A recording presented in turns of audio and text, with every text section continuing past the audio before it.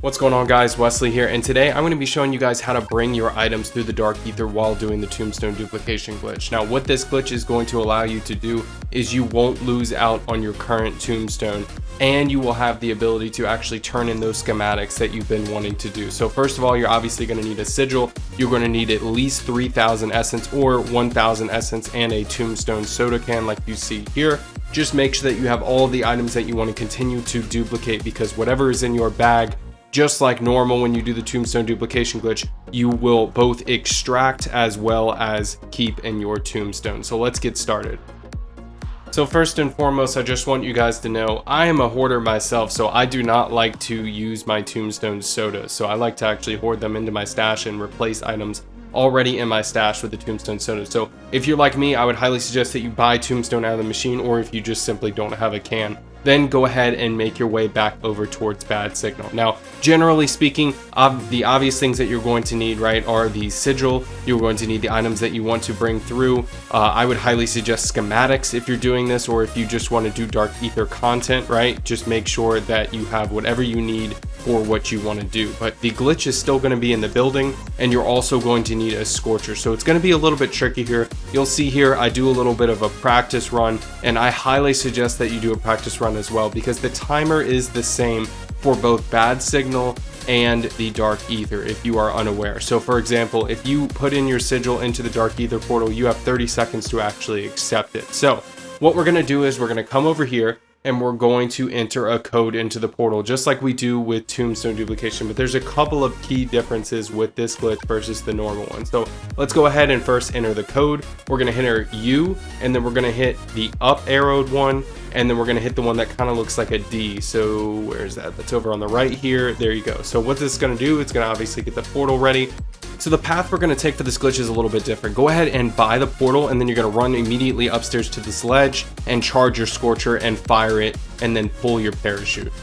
Now fly over there as fast as you possibly can. I suggest cutting your parachute while you're doing it, and I'm going to show you guys a cool little trick that I learned while testing out this glitch. Now I haven't seen this glitch posted anywhere yet. I was testing this today. So what you want to do is start charging your scorcher, then start using the sigil and turn towards the building. And what's going to happen is it lets you actually put in your sigil while you're firing your scorcher, which is super useful and saves you about half a second. So I actually landed short here, so I jumped over, landed here, and ran in, and you can see the portal is still there. So once you get through the portal, you want to turn right and immediately run. Not turn way too much. It turns out you can actually turn before you're visible in that spot. So anyway, run over, and as soon as the timer gets to around 1, make sure you accept it. Now I literally had a couple of extra seconds. I was so early that I went ahead and just hit this.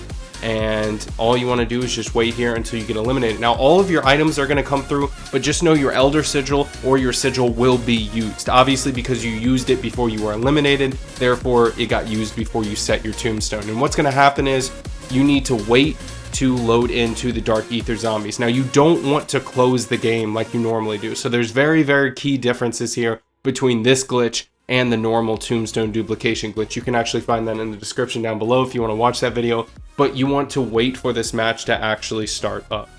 Now, just as an example, I want to show you guys another path that you can take. This one is slightly faster, so let's go over it. So first you want to hit this symbol, and you want to hit the D symbol, and then you want to hit U here. So it's kind of potion DU is what I referred to it as. So once you've cleared any zombies near you, go ahead and purchase it and run for the portal just like you did before.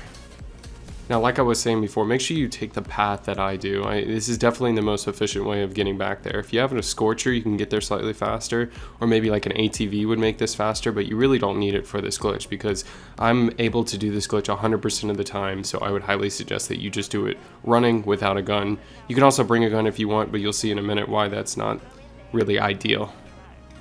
Alright, so on your way back, make sure you take the original path. So you don't need to cut across the courtyard, you just need to go straight through the middle. You're going to go for the staircase here, and you're going to go upstairs, and you're going to go through the portal right here. And then what you want to do is turn right and immediately pull your parachute, and you're going to get to the edge of the map way quicker. This is definitely the most fast way. Obviously I accept here, and I take my sweet time because I'm here right in advance. So I would highly suggest you guys get to the barrier around 7 or 6 seconds, and that's pretty much it.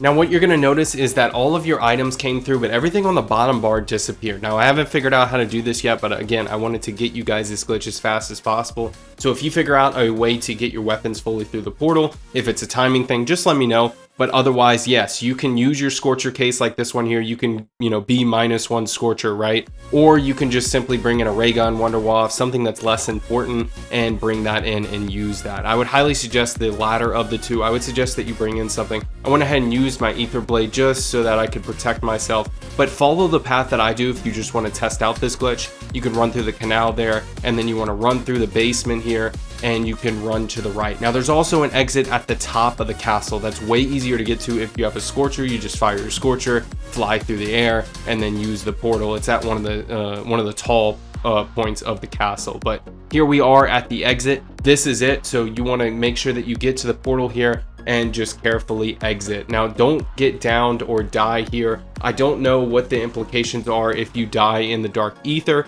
However, I just highly suggest that you be careful because your Tombstone will be back in the next game. So let's go ahead and exit and let's see if this worked out. So a few of you may ask, can I do this with a team? And the answer is yes. It's pretty simple to do it with a team, but let's go through some of the requirements and what does that actually mean here now.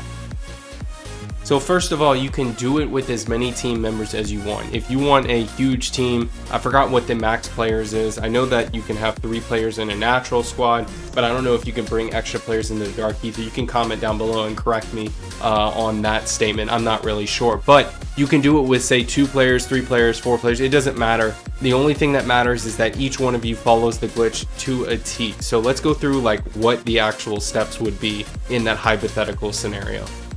So if you have a teammate who wants to go into the Dark Aether with you and both of you want to save your Tombstone, you're each going to want to make sure that you do the glitch to a T. So for example, let's say that you're player 1 and your friend is player 2.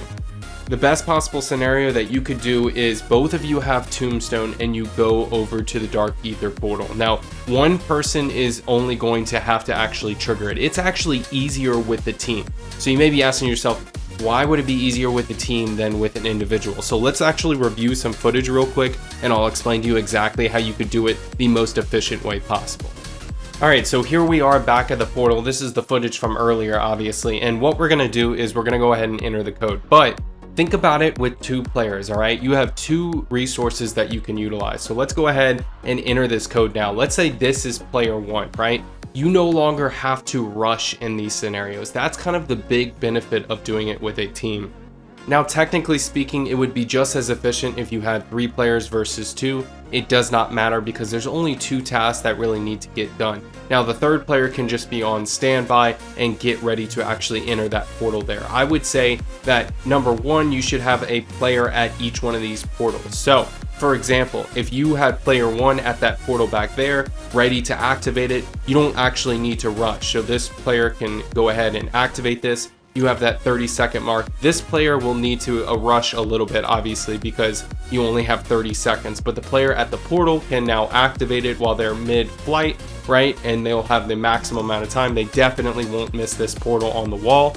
All players will enter this wall, and then you all just need to make sure that you accept. That's the main thing, right? Because when you have a team, you need a certain amount of votes. You can see it on the left there, 1 vote of yes needed, right? So if you have 3 players, you're going to need, I think, 3 votes or whatever it is, right? So just make sure that you all do that and make sure that you all actually get here on time. So if that doesn't really make sense, then leave a comment down below. I'll try to explain it a little bit better. It's a little bit convoluted, but just know if you have 3 players, you have multiple people who can do the task. Therefore, just try to figure out the timing of your exfil, right? Because when you go through here, you want to make sure everyone gets that eliminated symbol if they want to save their Tombstone. If you have, say, 2 players who don't care about saving their Tombstone, but 1 that does, that's the only player that needs to go to this out of bounds line and use this portal. The other 2 players can just wait at the Dark Aether portal for it to teleport them. So that's about it, guys. So if you enjoy this video, make sure you hit that like button, subscribe for more, and I'll catch you guys in the next video.